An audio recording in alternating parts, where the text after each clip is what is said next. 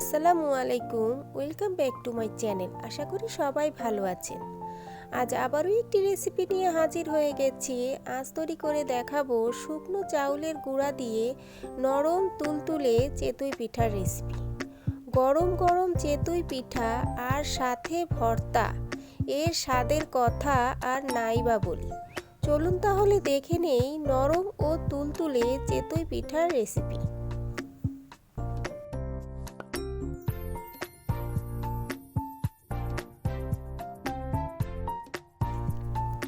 প্রথমে একটি মিক্সিং বোলের মধ্যে নিয়ে নিব মেজারমেন্ট কাপের 2 কাপ পরিমাণে শুকনো চাউলের গুঁড়া, সাথে দিয়ে দিব স্বাদ মতো লবণ। এখন লবণটা চাউলের গুঁড়ার সাথে ভালোভাবে হাত দিয়ে মিশিয়ে নিতে হবে।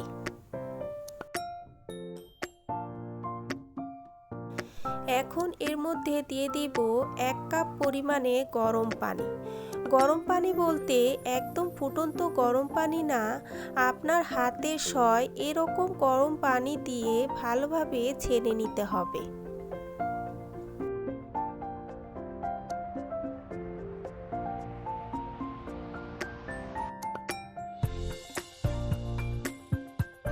এখানে আমি আরও হাফ কাপ পরিমাণে পানি দিয়ে দিচ্ছি। এখানে কতটুকু পানি লেগেছে গোলাটি তৈরি করার পর বলে দিব। ভিডিওটি না টেনে প্রথম থেকে শেষ পর্যন্ত দেখে যান চেতই পিঠার গোলাটি আমি কিভাবে তৈরি করছি। চেতই পিঠার গোলাটি যদি ভালোভাবে তৈরি করা যায় তাহলে আপনার পিঠাটি সুন্দরভাবে নরম ও তুলতুলে হবে।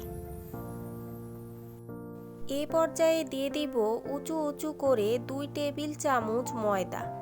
ময়দাটা দিলে পিঠাগুলো খুব নরম ও তুলতুলে হবে। দিয়ে আবারও ভালোভাবে হাত দিয়ে ছেনে নিতে হবে। এভাবেই অল্প অল্প পানি দিয়ে হাত দিয়ে ছেনে ছেনে অনেক সময় ধরে গোলাটি তৈরি করে নিতে হবে।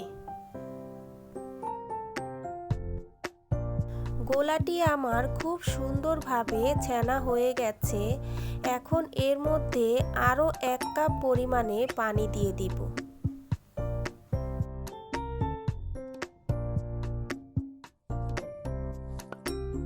গোলাটি আমার পারফেক্টলি তৈরি করা হয়ে গেছে।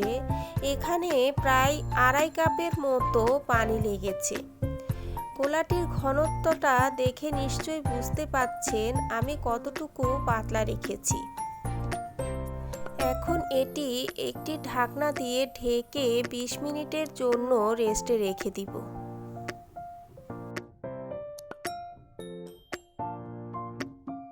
ফিরে এলাম 20 মিনিট পর।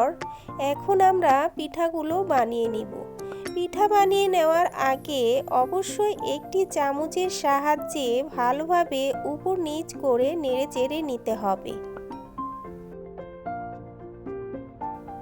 পিঠাগুলো তৈরি করার জন্য আজ আমি ঢালাইয়ের কড়াই ব্যবহার করছি।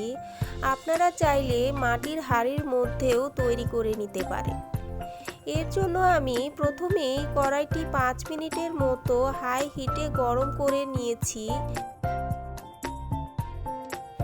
এখন একটি চামচের সাহায্যে 1 চামচ গোলা দিয়ে একটি ঢাকনা দিয়ে ঢেকে দিব প্রায় 2 মিনিটের মতো।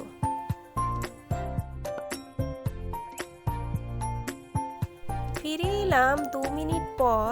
পিঠাটি আমার হয়ে গেছে। এখন একটি খুরচুনের সাহায্যে চারুপাশ দিয়ে আলগা করে তুলে নিতে হবে। দেখুন প্রথম পিঠাটি আমার কি সুন্দর হয়েছে। একইভাবে বাকি পিঠাগুলো তৈরি করে নিতে হবে। পিঠাগুলো তৈরি করার সময় অবশ্যই চুলার হিটটা মিডিয়ামে রাখতে হবে। বন্ধুরা, যারা এখনও আমার চ্যানেলটি সাবস্ক্রাইব করেননি, চ্যানেলটি সাবস্ক্রাইব করে দিবেন আর আমার পাশে থাকবেন। আপনাদের একটি সাবস্ক্রাইব আমাদের কাজের অনেক উৎসাহ যোগায়।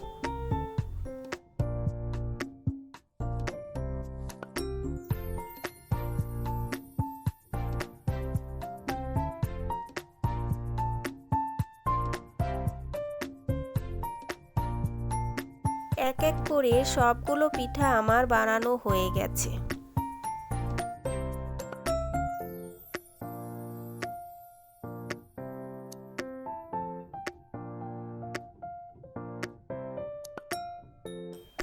তৈরি হয়ে গেছে নরম ও তুলতুলে চিতই পিঠার রেসিপি।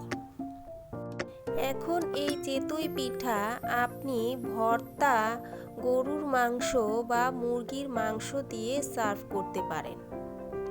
শীতকালে এই চিতই পিঠা পছন্দ করে না এমন মানুষ খুঁজে পাওয়া যাবে না। পছন্দের এই চিতই পিঠা ঝটপট বাড়িতে বানিয়ে ফেলুন আর ফ্যামিলির সাথে শেয়ার করুন। আজকের চিতই পিঠার রেসিপিটি কার কার কাছে কেমন লেগেছে? যদি ভালো লেগে থাকে তাহলে অবশ্যই একটি লাইক দিয়ে যাবেন, সাথে কমেন্ট আর শেয়ার করে দিবেন। আল্লাহ হাফেজ।